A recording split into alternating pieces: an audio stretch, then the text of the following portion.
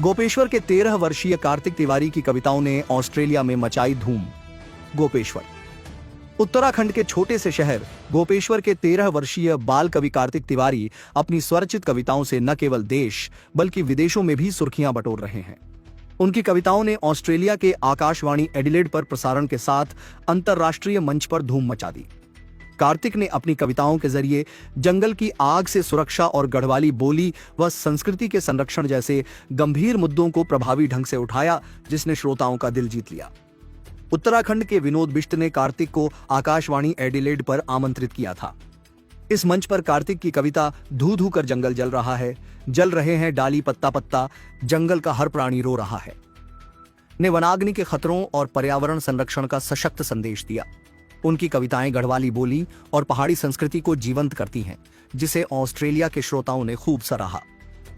मात्र 7 साल की उम्र से कार्तिक कविता लेखन और पाठ के माध्यम से गढ़वाली बोली को बढ़ावा दे रहे हैं। उनकी इस प्रतिभा को गढ़ भूमि लोक संस्कृति संरक्षण समिति ने हाल ही में गढ़ गौरव सम्मान से नवाजा। कार्तिक के पिता सुधीर तिवारी और माता मीना तिवारी, जो तीलू रौतेली पुरस्कार से सम्मानित हैं, बताते हैं कि कार्तिक अपनी कविताओं के साथ साथ आम लोगों को भी गढ़वाली बोली और संस्कृति के प्रति जागरूक करने में जुटे हैं। कार्तिक की कविताएं सरल, भावपूर्ण और गहरे संदेशों से भरी हैं, जो हर वर्ग के लोगों को प्रभावित करती हैं। उनकी आवाज पर्यावरण, संस्कृति और भाषा के प्रति संवेदनशीलता जगाती है। इतनी कम उम्र में कार्तिक का यह योगदान न केवल गर्व का विषय है, बल्कि युवाओं के लिए प्रेरणा भी है। उनकी कविताएं गढ़वाल की मिट्टी की सौंधी खुशबू को विश्व भर में फैला रही हैं। कार्तिक का यह सफर यहीं नहीं रुकेगा, बल्कि उनकी कविताएं भविष्य में भी लोगों को प्रेरित करती रहेंगी। स्वामी विवेकानंद जी को सतत नमन करता हूँ। ऐसे देशभक्त सन्यासी को मैं मन में स्मरण करता हूँ। उनकी बतलाई राहों पर मैं चलने की कोशिश करता हूँ।